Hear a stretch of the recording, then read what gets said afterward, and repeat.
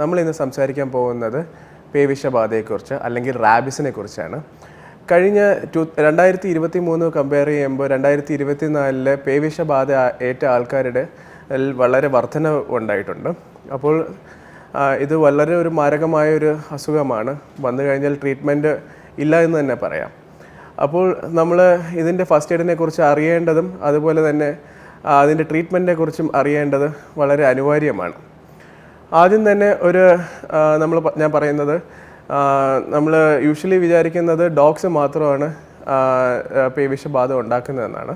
പക്ഷേ 95% ഡോഗ്സാണ് അല്ലെങ്കിൽ നായ കടിച്ചാണ് പേവിഷബാധ ഉണ്ടാകുന്നത്. പക്ഷെ അതുപോലെ തന്നെ ഈ വലിയ പെരിച്ചാഴി പോലത്തെ വലിയ എലികൾ, പിന്നെ അതുപോലെ ഫോക്സുകൾ, പിന്നെ അതുപോലെ പൂച്ച കടിച്ചാലും അതിൽ നിന്ന് പേവിഷബാധ ഉണ്ടാകാനുള്ള ചാൻസ് കൂടുതലാണ്, ഉണ്ടാവാൻ കാരണമാകും.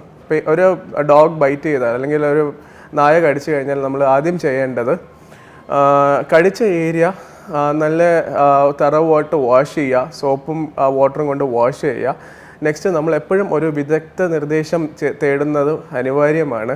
എപ്പോഴും ഒരു ഹോസ്പിറ്റലിൽ വന്ന് കാണിക്കേണ്ടത് അത് വളരെ അനിവാര്യമാണ്. കാരണം ഇപ്പോൾ അതുപോലെ തന്നെ ലൈക്ക് റാബിസ് വന്നു കഴിഞ്ഞാൽ ട്രീറ്റ്മെൻറ്റ് നമുക്കറിയാമല്ലോ വളരെ ബുദ്ധിമുട്ടാണെന്ന്. നമ്മൾ ഡോക്ടേഴ്സ് ട്രീറ്റ് ചെയ്യുന്നത് 3 കാറ്റഗറി അനുസരിച്ചാണ്.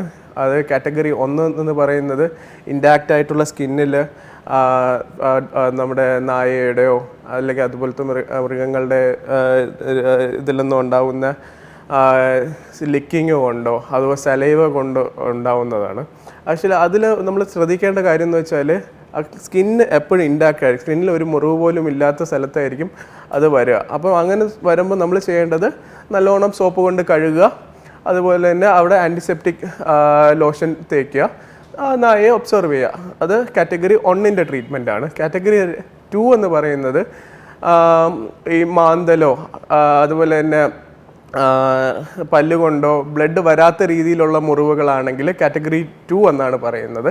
ആ കാറ്റഗറി 2-ലാണെങ്കിൽ നമ്മൾ ഹോസ്പിറ്റലിൽ വന്നു കഴിഞ്ഞാൽ ഫസ്റ്റ് തന്നെ നമ്മൾ നല്ലോണം സോപ്പും വെള്ളം കൊണ്ട് കഴുകുക.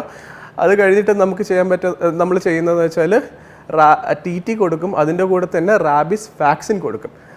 റാബിസ് വാക്സിൻ എന്ന് പറയുന്നത് ലൈക്ക് നമ്മൾ 2 തരത്തിൽ നമ്മൾ കൊടുക്കാറുണ്ട്. ഒന്ന് ഡെർമൽ എന്ന് വെച്ചാൽ തൊലിക്കടിയിൽ കൊടുക്കുന്ന ഇഞ്ചക്ഷൻ ഉണ്ട്. അത് 4 ഡോസാണ് വരുന്നത്. അത് ഫസ്റ്റ് ഡോസ് എന്ന് പറയുന്നത് ഹോസ്പിറ്റലിൽ വരുന്ന ദിവസം തന്നെ അത് 0 ആയിട്ട് കണക്കാക്കും ഫസ്റ്റ് ഡേ.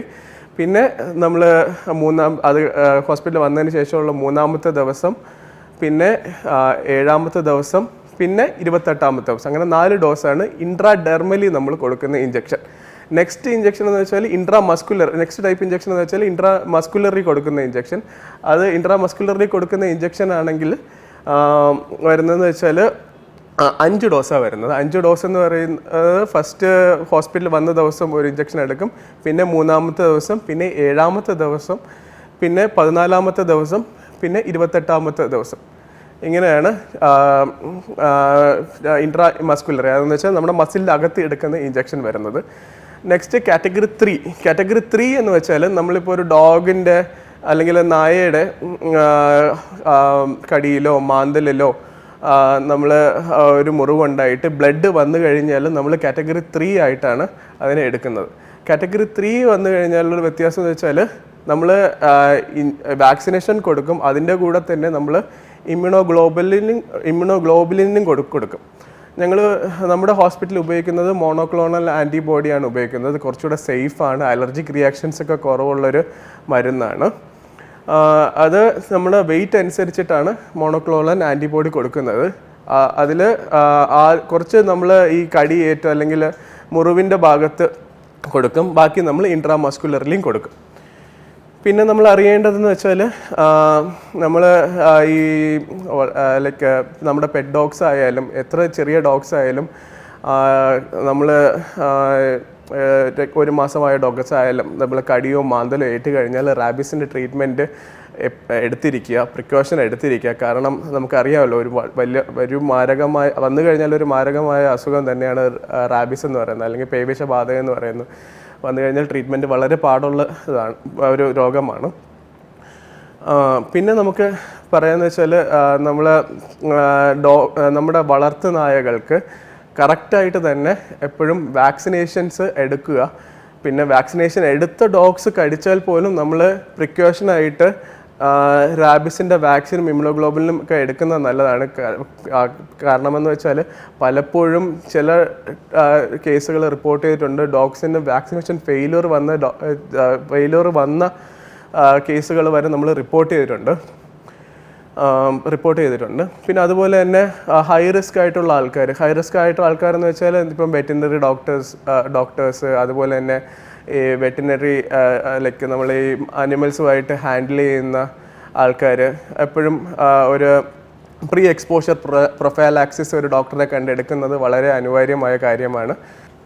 അതുകൊണ്ട് തന്നെ ഞാൻ പറയുന്നത് വെച്ചാൽ നമുക്ക് ഒരിക്കലും നമ്മൾ ഈ പേവിഷബാധ എന്ന് പറയുന്ന അസുഖത്തെ ഒരിക്കലും നമ്മൾ പേടിക്കേണ്ട ആവശ്യമില്ല. പ്രോപ്പറായിട്ടുള്ള വാക്സിനേഷൻസും ഇമ്യൂണോഗ്ലോബുലിനൊക്കെ എടുത്തു കഴിഞ്ഞാൽ അത് ഫുള്ളി നമുക്ക് തടയാൻ കഴിയും, അത് വരാതിരിക്കാൻ.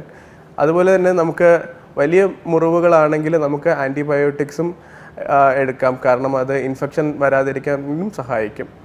എപ്പോഴും ഒരു വിദഗ്ധ നിർദ്ദേശം തേടുന്നത് വളരെ യൂസ്ഫുൾ ആയിരിക്കും. ഒരിക്കലും നമ്മൾ വീട്ടിൽ തന്നെ നിന്ന് ട്രീറ്റ് ചെയ്യാൻ നമ്മൾ ശ്രമിക്കരുത് എന്ന് പറഞ്ഞുകൊണ്ട് ഞാൻ നിർത്തുന്നു. നന്ദി, നമസ്കാരം.